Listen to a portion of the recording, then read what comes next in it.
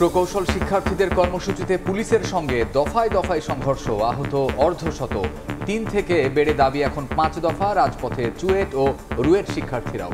আমরা তো শান্তিপূর্ণভাবে বসছিলাম না, মাঝখানে কতবার আমাদের সাউন্ড গ্রেনেড মারা হয়েছে। পুলিশ রুয়েট সকল প্রকৌশলীদের উপরে কিন্তু ঝাঁপিয়ে পড়েছে। অবিলম্বে আমাদের এই দাবিগুলো মেনে নেওয়া না হলে আমরা কঠোর কর্মসূচি দিতে বাধ্য থাকব।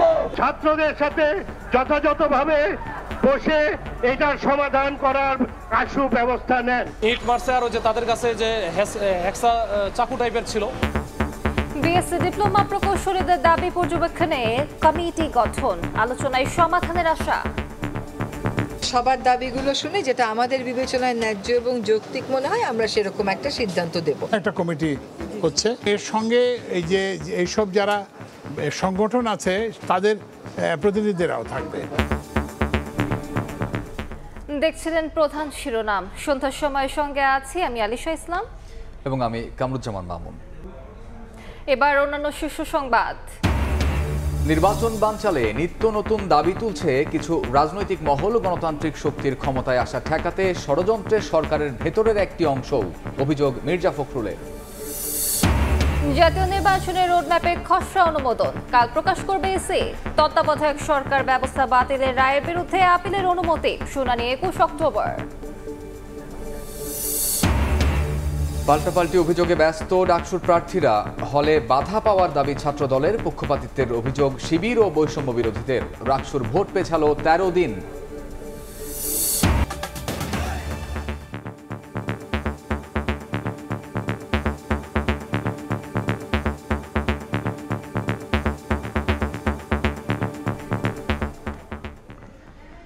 প্রকৌশল বিশ্ববিদ্যালয় শিক্ষার্থীদের মার্চ টু যমুনা কর্মসূচিতে পুলিশি বাধাই রণক্ষেত্রে পরিণত হয় ইন্টারকন্টিনেন্টাল মোড় ও শাহবাগ এলাকা। ধাওয়া পাল্টা ধাওয়ায় আতঙ্ক ছড়িয়ে পড়ে পুরো এলাকায়। এ সময় টিয়ারশেল ও সাউন্ড গ্রেনেড নিক্ষেপের পাশাপাশি বিক্ষোভ দমনে জল কামান ব্যবহার করা হয়। বিএসসি ও ডিপ্লোমা প্রকৌশলীদের দাবি পর্যালোচনায় একটি কমিটি গঠন করেছে সরকার, যদিও তা প্রত্যাখ্যান করে ৫ দফা আদায়ের হুঁশিয়ারি দিয়েছেন বুয়েট শিক্ষার্থীরা।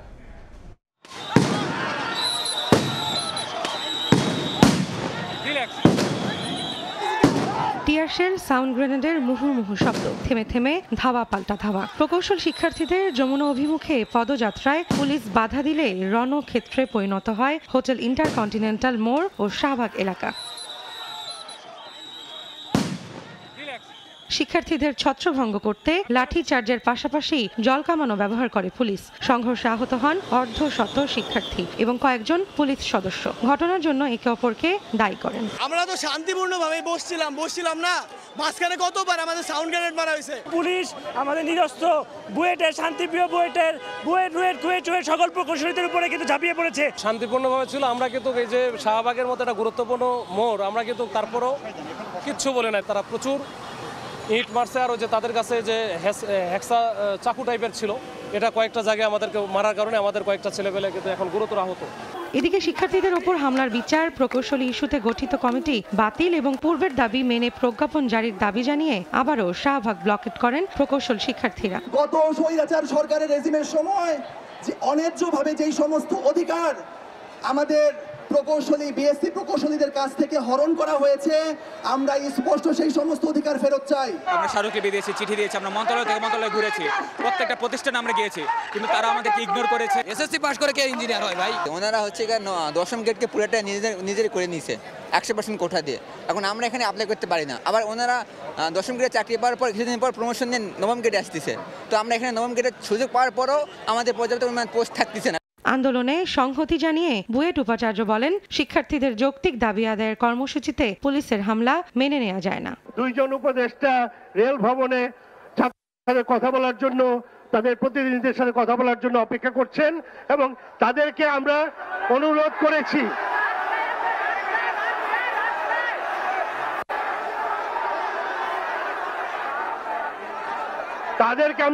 করেছি ছাত্রদের সাথে যথাযথভাবে বসে এটার সমাধান করার আশু ব্যবস্থা নেন। যারা এইভাবে নির্মমভাবে আমার শিক্ষার্থীদের উপর আঘাত এনেছে তাদের শাস্তির ব্যবস্থা করেন। এর আগে সকালে মিছিল নিয়ে বুয়েট থেকে এসে শাহবাগ মোড়ে অবস্থান নেন শিক্ষার্থীরা। পূর্ব ঘোষণা অনুযায়ী বুয়েট, রুয়েট, চুয়েট ও কুয়েটের শিক্ষার্থীদের অবস্থান কর্মসূচিতে যুক্ত হন বিভিন্ন প্রকৌশল অনুষদের শিক্ষার্থীরাও। তুলে ধরেন নিজেদের দাবির যৌক্তিকতা। কর্মসূচিতে সংহতি প্রকাশ করেন বুয়েট শিক্ষকও। রৌনক নিয়ন্তা, সময় সংবাদ, ঢাকা। এই মুহূর্তে শাহবাগে আছেন শফিকুজ্জামান রুবেল এবং চুয়েট শিক্ষার্থীদের কর্মসূচির খবর জানাতে চট্টগ্রামে আছেন শফিকুল আলম। শুরুতেই যাচ্ছি রুবেলের কাছে। রুবেল নিয়েছেন, আপনারা জানেন যে তাদের যে দাবিগুলো রয়েছে সেই দাবি আদায়ের কিন্তু আজকে তার মোটামুটি বলা যায় যে একটি রণক্ষেত্রে পরিণত হয়েছিল পুলিশের সাথে ইন্টারকন্টিনেন্টালের সামনে। কেননা তারা পূর্ব ঘোষণা অনুযায়ী কিন্তু উপদেষ্টার বাসভবন বা উপদেষ্টার কাছে যাবেন, সেই জন্য তাদের দাবি নিয়ে তখন তারা অভিমুখে কিন্তু পুলিশের বাধার সম্মুখীন হয়। দিনভর আমরা সেটা দেখেছি যে তাদের সাথে ধাওয়া পাল্টা ধাওয়া, পরবর্তী সময় পুলিশের টিয়ার সেল, সাউন্ড গ্রেনেড ছোড়ার কারণে কিন্তু শিক্ষার্থীরা ছত্রভঙ্গ হয়, জল কামানো ছোড়া হয়। তারপরে মূলত শিক্ষার্থীরা কিন্তু আবারও জড়ো হয়ে এই শাহবাগের যে সড়কটি রয়েছে ইন্টারকন্টিনেন্টাল পাশ ধরে সেখানে অবস্থান নিয়েছে বিকাল, সারা বিকাল। তারপরে সন্ধ্যার কিছুক্ষণ আগে কিন্তু তারা আবার শাহবাগ মোড়ে এসে ব্লকেট কর্মসূচি পালন করছেন এবং তারা তাদের যে পূর্বের 3 দাবি রয়েছে সেই 3 দাবির সাথে কিন্তু আরও 2টি দাবি যোগ করে মোট 5 দাবির জন্য কিন্তু এখন এই শাহবাগে অবস্থান নিচ্ছেন। আপনারা জানেন যে আপনাদের একটু জানিয়ে রাখি, ইতিমধ্যে আমরা যেটা জানতে পেরেছি যে শিক্ষার্থীদের প্রতিনিধিরা তারা কিন্তু 3 উপদেষ্টার সাথে আলোচনায় বসছেন। কিছুক্ষণ আগে শিক্ষার্থীরা সেটা বলছিলেন যে তারা অপেক্ষা করছেন যে তাদের প্রতিনিধিদের সাথে উপদেষ্টাদের সাথে ফলপ্রসূ যদি আলোচনা বা ফলাফল আসে তখন তারা পরবর্তী কর্মসূচি বা এরপরে কি করবেন সেটি জানাবেন। কিন্তু সর্বোপরি এখন আমরা দেখতে পাচ্ছি যে তারা শাহবাগে অবস্থান নিয়ে তাদের যে দাবি সেই দাবি স্লোগান দিচ্ছেন। সাথে তাদের যে শিক্ষার্থী সাথীরা আহত হয়েছেন তারা বলছেন যে 50-60 জন শিক্ষার্থী আহত হয়েছেন, বেশ কয়েকজন গুরুতর আহত হয়েছেন পুলিশের যেই হামলা। তারা বলছেন যে সেখানে তাদের এই জন্য দাবি জানিয়েছেন যারা এই পুলিশের যে সদস্যরা হামলা চালিয়েছেন তাদেরকে বিচার করতে হবে। বুয়েটের ভিসি তিনিও কিন্তু এসেছিলেন এবং তিনিও একই কথা বলেছেন যে শিক্ষার্থীদের হামলা যারা চালিয়েছেন তাদের বিচার করতে হবে, সেই দাবি তারা জানিয়েছেন। তো সব মিলে শাহবাগ থেকে এই ছিল এই মুহূর্তে আমাদের আরেক সহকর্মী রয়েছেন চট্টগ্রাম, তিনি জানাবেন সেখানে এই একই সংশ্লিষ্ট বিষয়ে কি আন্দোলন করছে শিক্ষার্থীরা। শফিকুল আলম জানান বিস্তারিত।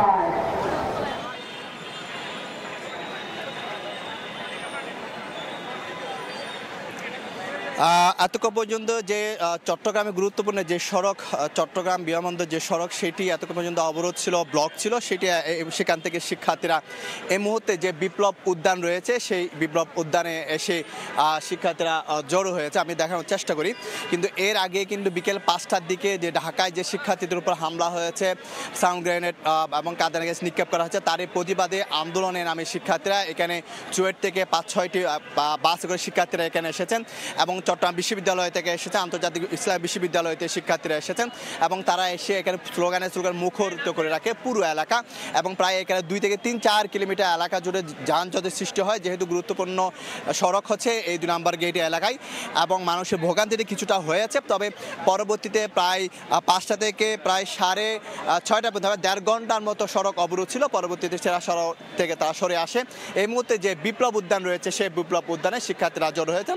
আপনারা জানেন যে 3টি দাবি দেওয়া হয়েছে, পাশাপাশি আরও বেশ কয়েকটি দাবি তারা সেখানে যোগ করেছে। বিশেষ করে তাদের ছাত্র একজন প্রতিনিধি সরকারিভাবে যে একটি কমিটি করা হয়েছে সেখানে সরকারি ছাত্র প্রতিনিধি রাখার দাবি জানানো হয়েছে এবং আইন শৃঙ্খলা বাহিনী যারা তাদের উপর হামলা করেছে তাদের ক্ষমা চাওয়ার কথা বিষয়টি তারা তুলে ধরেছেন। তো এই মুহূর্তে যে এতক্ষণ পর্যন্ত যে স্লোগান ছিল মুখরিত ছিল পুরো এলাকা এবং রাস্তা অবরোধ ছিল এবং মানুষের ভোগান্তি ছিল, সেটি এখন চলে গেছে। হয়তো এখান থেকে কিছুক্ষণ পরে তারা কিন্তু ঘোষণা দিবে, আগামীকাল সেই তাদের আন্দোলন অব্যাহত থাকবে কিনা সেরকম একটা ঘোষণা আসবে, তারপরে হয়তো এখান থেকে চলে যাবে। তো এই ছিল আমার কাছে সর্বশেষ তথ্য শিক্ষার্থীদের। চট্টগ্রাম ও শাহবাগ থেকে সহকর্মীরা যোগ দিয়েছিলেন। প্রকৌশল বিশ্ববিদ্যালয় ও ডিপ্লোমা শিক্ষার্থীদের দাবিগুলো পর্যালোচনা করে সমস্যা সমাধানের আশ্বাস দিয়েছেন সরকারের 2 উপদেষ্টা। তারা জানান বিষয়টি পর্যালোচনায় একটি কমিটি গঠন করা হয়েছে। আন্দোলনরত শিক্ষার্থী প্রতিনিধিদের সঙ্গে যে কোনো সময় আলোচনায় বসতে প্রস্তুত বলেও জানান বিদ্যুৎ ও জ্বালানি উপদেষ্টা। যারা আন্দোলন করছে তাদের একটা প্রতিনিধি দল চাইলে আমাদের সাথে দেখা করতে পারে, তাদের সবার দাবিগুলো শুনে যেটা আমাদের বিবেচনায় ন্যায্য এবং যৌক্তিক মনে হয় আমরা সেরকম একটা সিদ্ধান্ত দেব। সরকারের উপদেষ্টাদের নিয়ে একটা এবং তাদের প্রতিনিধিদের নিয়েও তো আমরা একটা কমিটি করতে দিই। আমরা সবকিছু শুনে একটা সিদ্ধান্ত নেব। জায়গা মতো প্রস্তাবটা আসতে হবে, আপনি এটা রাস্তায় সমাধান হবে না। বিএসসি ইঞ্জিনিয়ার বলে আর ডিপ্লোমা ইঞ্জিনিয়ার বলে, তারা তাদের এই বিষয়গুলো স্মারকলিপি আকারে তাদের কাছে আইন কানুন আছে, ওগুলো যদি অ্যাটাচ করে দেয় আমরা অল্প সময়ে এটা সমাধান করে দিতে পারব। অন্য প্রসঙ্গ, নির্বাচন বানচালে কিছু রাজনৈতিক মহল নিত্য নতুন দাবি তুলছে বলে অভিযোগ করেছেন বিএনপি মহাসচিব মির্জা ফখরুল ইসলাম আলমগীর। গণতান্ত্রিক শক্তির ক্ষমতায় আসা ঠেকাতে সরকারের ভেতরের একটি মহলও ষড়যন্ত্র করছে বলে সতর্ক থাকার আহ্বান তার।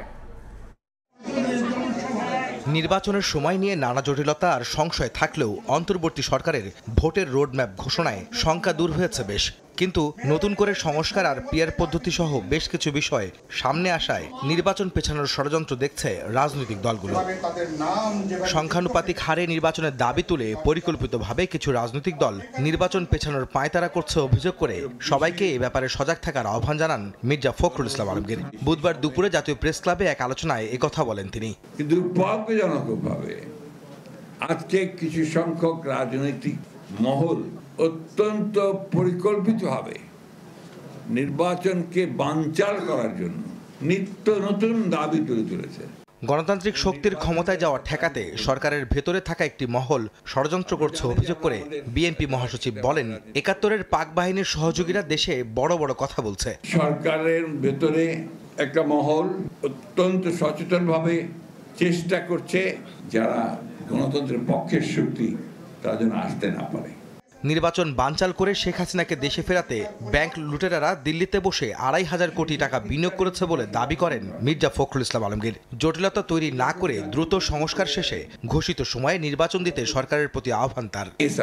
দিল্লিতে বসে তিনি ২৫০০ কোটি টাকা ইতিমধ্যে দিয়ে দিয়েছেন এবং পরিকল্পনা করেছেন যে কিভাবে ওই টাকাকে ব্যবহার করে তারা বাংলাদেশে নির্বাচন বন্ধ করবে এবং হাসিনাকে আবার দেশে ফিরিয়ে আনবে। সংস্কার প্রস্তাব সহ সব বিষয়ে বিএনপি অন্তর্বর্তী সরকারকে সর্বাত্মক সহযোগিতা করছে বলেও জানান বিএনপি মহাসচিব। আহমেদ সালেহিন, সময় সংবাদ, ঢাকা। ত্রয়োদশ জাতীয় নির্বাচনের রোডম্যাপের খসড়া অনুমোদন দিয়েছে ইসি, প্রকাশ করা হতে পারে আগামীকাল। এদিকে সংসদীয় আসনের খসড়া সীমানা নির্ধারণে দাবি আপত্তি নিয়ে ৪ দিনব্যাপী শুনানির শেষ হয়েছে। শিগগিরই পর্যালোচনা করে সংসদীয় আসনের সীমানা চূড়ান্ত করবে ইসি। সংসদীয় আসনের পুনর্নির্ধারিত সীমানার বিষয়ে নির্বাচন কমিশনে দাবি ও আপত্তির উপর শেষ দিনের শুনানি ছিল বুধবার সকালে। প্রধান নির্বাচন কমিশনার এএম নাসির উদ্দিন সহ ৪ কমিশনারের উপস্থিতিতে ৫ অঞ্চলের ১৮টি সংসদীয় আসনের বিপরীতে ২৬২টি দাবি আপত্তির শুনানি শেষ করে নির্বাচন কমিশন। আমার বেড়া উপজেলা আমি বলতে চাই, এটাকে যদি প্রশাসনিকভাবে এর অখণ্ডতা মেনটেন না করা হয় তাহলে এটা ক্ষতিগ্রস্ত হবে। আমি ভোটার হচ্ছি পঞ্চগড় ১-এর, কিন্তু আমি বাস করছি পঞ্চগড় ২-এ। সেক্ষেত্রে পঞ্চগড় ১-এর এমপি কোনোদিনই এসে আমার এলাকার উন্নয়ন করে না। রোববার থেকে শুরু হওয়া টানা ৪ দিন ধরে ৮৪ আসনের বিপরীতে ১৮৯৩টি দাবি আপত্তির শুনানি শেষ করে সাংবিধানিক এই প্রতিষ্ঠানটি। আমরা আগে যে ছিলাম ফরিদপুর ৪, সদরপুর চরভদ্রসর এবং ভাঙ্গা ৫, ওটাই থাকবে এই সাবমিশন আমাদের। কারণ হলো আমাদের ৭টা ইউনিয়ন হলো যে পদ্মার ওপার আর এর ওপার। শুনানি শেষে সংবাদ সম্মেলন করে সার্বিক পরিস্থিতি তুলে ধরেন কমিশনের সিনিয়র সচিব আক্তার আহমেদ। আপত্তি এবং সুপারিশের সংখ্যা হচ্ছে ১৮৯৩, ৩৩টা জেলার ৮৪টা আসন সম্পর্কিত। মতামত যেটা পেয়েছি সেগুলো আমরা লিপিবদ্ধ করেছি এবং লিপিবদ্ধ করে এখন আমরা পর্যালোচনা করে যত সম্ভব শীঘ্রই আমরা চূড়ান্ত তালিকাটা প্রকাশ করব। এদিকে ত্রয়োদশ জাতীয় সংসদ নির্বাচনের রোডম্যাপের খসড়া অনুমোদন দিয়েছে নির্বাচন কমিশন। বৃহস্পতিবার আসন্ন নির্বাচনের রোডম্যাপ প্রকাশ করা হবে বলে জানিয়েছে ইসি। আগামীকালকে ইনশাআল্লাহ আরো ভালো কিছু আরো বাড়তি কিছু তথ্য দিব। সাধারণত ভোটার তালিকা, নির্বাচনী আইনের সংস্কার, দল ও অংশীজনের সঙ্গে সংলাপ, সীমানা নির্ধারণ, দল নিবন্ধন, সরঞ্জাম কেনাকাটা, প্রশিক্ষণ, মুদ্রণ, আইনশৃঙ্খলা সভা, নির্বাচনী কর্মকর্তাদের নিয়ে সভা সহ তফসিলের আগে পরে প্রস্তুতির তালিকা রয়েছে রোডম্যাপে। এবার ফ্রান্স, বাহরাইন, সিঙ্গাপুর এবং স্পেনের প্রবাসী বাংলাদেশিদের ভোটার করার সম্মতি পেল ইসি। এ নিয়ে ১৯টি দেশে প্রবাসীদের ভোটার হওয়া সহজ হলো। কাউসারা চৌধুরী কুমু, সময় সংবাদ, ঢাকা। বারবার বিঘ্ন হওয়া বন্ধে তত্ত্বাবধায়ক সরকার ব্যবস্থার কার্যকর সমাধান চায় আপিল বিভাগ। সংবিধানের 13 সংশোধনী সংক্রান্ত রিভিউ শুনানিতে এই কথা বলেন প্রধান বিচারপতি। পরে আপিলের অনুমতি দিয়ে শুনানির জন্য 21 অক্টোবর দিন ধার্য করেন সর্বোচ্চ আদালত। আইনজীবীরা বলছেন, আপিলে ফিরবে নির্বাচনকালীন তত্ত্বাবধায়ক সরকার ব্যবস্থা। তত্ত্বাবধায়ক সরকারের অধীনে দেশের 4টি জাতীয় সংসদ নির্বাচন অনুষ্ঠিত হয়, যা গ্রহণযোগ্যতা পায় দেশ বিদেশে। 2009 সালে আওয়ামী লীগ ক্ষমতায় আসার পর এক রায়ের আলোকে তড়িঘড়ি করে তত্ত্বাবধায়ক সরকার ব্যবস্থা বাতিল করে আওয়ামী লীগ সরকার। সংশোধনী আনা হয় সংবিধানে। আইনজীবীরা বলছেন, তত্ত্বাবধায়কের বিধান বাতিল হওয়ায় দেশের গণতন্ত্র ও নির্বাচন ব্যবস্থা ধ্বংস হয়ে যায়। 5 আগস্টের পট পরিবর্তনের পর তত্ত্বাবধায়ক সরকার ব্যবস্থা ফেরাতে আইনি লড়াই শুরু করে বিএনপি, জামাত সহ কয়েকটি পক্ষ। 2 দিন শুনানি শেষে আপিলের অনুমতি দেন সর্বোচ্চ আদালত। শুনানিতে প্রধান বিচারপতি বলেন, সাময়িক নয়, তত্ত্বাবধায়ক সরকার ব্যবস্থা নিয়ে কার্যকর সমাধান চায় আপিল বিভাগ। অন্তর্বর্তী সরকার যেমন সাংবিধানিক পরিকাঠামোর মধ্যে আছে, একইভাবে সুপ্রিম কোর্টের ক্ষমতা আছে তত্ত্বাবধায়ক সরকার কখন থেকে কার্যকর করবেন সেই গাইডলাইন দেওয়ার। এটা আমি কোর্টকে বলেছি যে আপনাদের সামনে যখন রিভিউ আছে, এই রিভিউয়ের মাধ্যমে আপনারা যে কোনো প্রশ্নের মীমাংসা করতে পারবেন এবং ইন্টারিম গভর্নমেন্ট তার মতো করে তার স্কিম ফুলফিল করবেন। সুপ্রিম কোর্ট সব কিছুকে বিবেচনায় নিয়ে একটা গাইডলাইন দেবেন বলে আমরা বিশ্বাস করি। বিএনপি, জামাত সহ আবেদনকারীদের আইনজীবীরা বলছেন, তত্ত্বাবধায়ক সরকার ফিরলে সুসংহত হবে দেশের গণতন্ত্র। রিভিউ পিটিশনটা মাননীয় আদালত অ্যালাউ করবেন এবং অ্যালাউ করলে মানুষ আবার তাদের অধিকার ফিরে পাবে। এই দেশের জনগণের প্রত্যাশা অনুযায়ী, জনগণের ভোটাধিকারের জন্য একটা নির্দলীয় তত্ত্বাবধায়ক সরকার ব্যবস্থার মাধ্যমে মানুষ ভোট দিয়ে নেতা নির্বাচনের যে সুযোগ পেয়েছিল, তত্ত্বাবধায়ক সরকার ব্যবস্থা এই রিভিউ এলাও করার মাধ্যমে যেটি সংবিধানে ফিরে আসবে। আইনে থাকুক বা না থাকুক সেই বিতর্কে না গিয়ে কোর্টের প্র্যাকটিস তারা অবলম্বন করতে চান, সেই জন্য আজকে লিভ দিয়েছেন এবং শুনানি হবে রিওপেনিং এর প্রথম দিকেই এটি শুনানি হবে গুরুত্বের বিচারে। তত্ত্বাবধায়ক সরকারের বিধান বাতিল করে গণতন্ত্র এবং রায় নিয়ে প্রতারণা করায় সাবেক প্রধান বিচারপতি খয়রুল হকের বিরুদ্ধে আরও মামলা হওয়া উচিত বলে মনে করেন বিএনপির আইনজীবীরা। উম্মে হানি, সময় সংবাদ, ঢাকা। ছাত্র সংসদ নির্বাচনের খবর।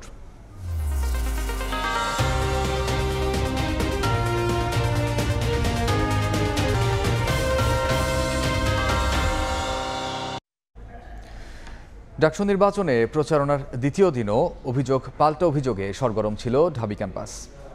হলে প্রচারে বাধা দাবি করেছেন ছাত্রদলের প্রার্থীরা, আর প্রশাসনের বিরুদ্ধে পক্ষপাতিত্বের অভিযোগ শিবির ও বৈষম্য বিরোধীদের। বুধবার সকাল থেকেই প্রচারণা শুরু করেন ডাকসু নির্বাচনে ছাত্রদল সমর্থিত ভিপি প্রার্থী আবিদুল ইসলাম খান। পরে চিফ রিটার্নিং অফিসারের কার্যালয়ে গিয়ে ইসলামী ছাত্র শিবির সহ বেশ কয়েকটি প্যানেলের বিরুদ্ধে আচরণবিধি লঙ্ঘনের অভিযোগ তুলে তিনি বলেন, আবাসিক হলে প্রচারণায় ছাত্রদলকে বাধা দেয়া হচ্ছে। আলোকসজ্জা করেছেন, কনসার্ট করেছেন, তারপর কবিতা আবৃত্তি করেছেন, এরপরে তিনি ইশতেহার ঘোষণা করেছেন, যেটা সম্পূর্ণভাবে হচ্ছে নির্বাচনী আচরণবিধি লঙ্ঘন।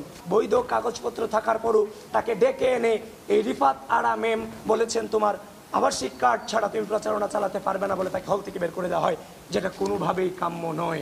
ভোটের প্রচারণায় অংশ নিয়েছেন অপরাজয় 71 ও অদম্য 24 প্যানেলের প্রার্থীরাও। এদিকে দুপুরে চারুকলা অনুষদ থেকে প্রচারণায় নামে বৈষম্য বিরোধী শিক্ষার্থী সংসদ। পরে সংবাদ সম্মেলনে আচরণবিধি লঙ্ঘনের অভিযোগ করেন তারা। প্রত্যেকটা প্রার্থীর মধ্যে একটা প্রতিযোগিতা চলতেছে যে কে কার চেয়ে বেশি আচরণবিধি লঙ্ঘন করবেন। আচরণবিধি লঙ্ঘন নয়, বরং প্রশাসনের অনুমতি নিয়েই ব্যানার টাঙানো হয়েছে বলে দাবি করে ইসলামী ছাত্র শিবির সমর্থিত ঐক্যবদ্ধ শিক্ষার্থী জোটের প্রার্থীরা বলেন, প্রশাসন পক্ষপাতদুষ্ট আচরণ করায় নির্বাচন নিয়ে শঙ্কিত তারা। নির্বাচন কমিশনার বলেছিল আপনারা সব কাজ পারবেন, আপনারা পেস্টুন লাগাতে পারবেন, এবং যে শর্তগুলো দিয়েছিল সেই শর্তের আলোকে আমরা প্রত্যেকটা জায়গায় আমাদের পেস্টুনগুলো দিয়েছিলাম, কিন্তু রাতের বেলা গায়েবী নোটিশ চলে আসছে। সন্ধ্যায় মধুর ক্যান্টিনে সংবাদ সম্মেলন করে ওমামা ফাতেমা ও তার প্যানেল।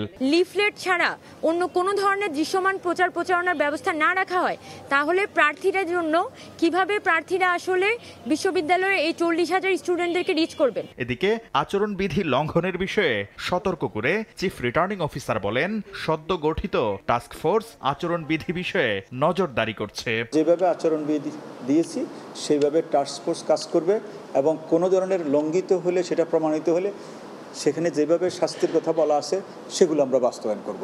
আচরণবিধি লঙ্ঘনের দায়ে বুধবার বেশ কয়েকজন প্রার্থীকে কারণ দর্শানোর নোটিশ দেওয়া হয়েছে।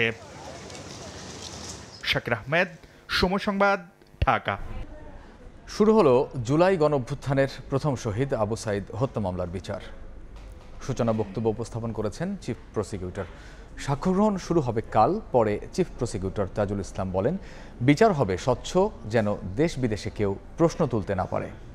শরীয়তপুরের জাজিরায় মসজিদ কমিটি নিয়ে দ্বন্দ্বের জেরে এক বিএনপি নেতাকে ছুরিকাঘাতে হত্যার অভিযোগ উঠেছে। পুলিশ জানায়, মঙ্গলবার রাতে উপজেলার বড়কান্দি এলাকায় মসজিদ কমিটিকে কেন্দ্র করে খবির সর্দার ও আলমাস সর্দারের বিরোধ হয়। এর জেরেই আলমাস ও তার সমর্থকরা খবিরকে ছুরিকাঘাত করে। স্থানীয়রা উদ্ধার করে জাজিরা উপজেলা স্বাস্থ্য কমপ্লেক্সে নিলে চিকিৎসক মৃত ঘোষণা করেন। নিহত খবির সর্দার বড়কান্দি ইউনিয়ন বিএনপির যুগ্ম আহ্বায়ক ছিলেন। সন্ধ্যার সময় ভারতের উপর যুক্তরাষ্ট্রের অতিরিক্ত 50% শুল্ক কার্যকর হয়েছে। মার্কিন শুল্কের চাপ মোকাবিলায় দেশবাসীকে দেশীয় পণ্য উৎপাদন ও ব্যবহারের আহ্বান জানিয়েছেন ভারতের প্রধানমন্ত্রী নরেন্দ্র মোদী। শুল্ক নিয়ে উত্তেজনার মধ্যে যুক্তরাষ্ট্র ও ভারতের শীর্ষ কর্মকর্তাদের বৈঠক অনুষ্ঠিত হয়েছে। কৌশলগত অগ্রাধিকার, বাণিজ্য, বিনিয়োগ ও আঞ্চলিক নিরাপত্তা নিয়ে দুই দেশের মধ্যে আলোচনা হয় বলে জানা গেছে। এর মধ্যেই মোদীকে অত্যন্ত ভয়ঙ্কর ব্যক্তি বলে মন্তব্য করেছেন ট্রাম্প।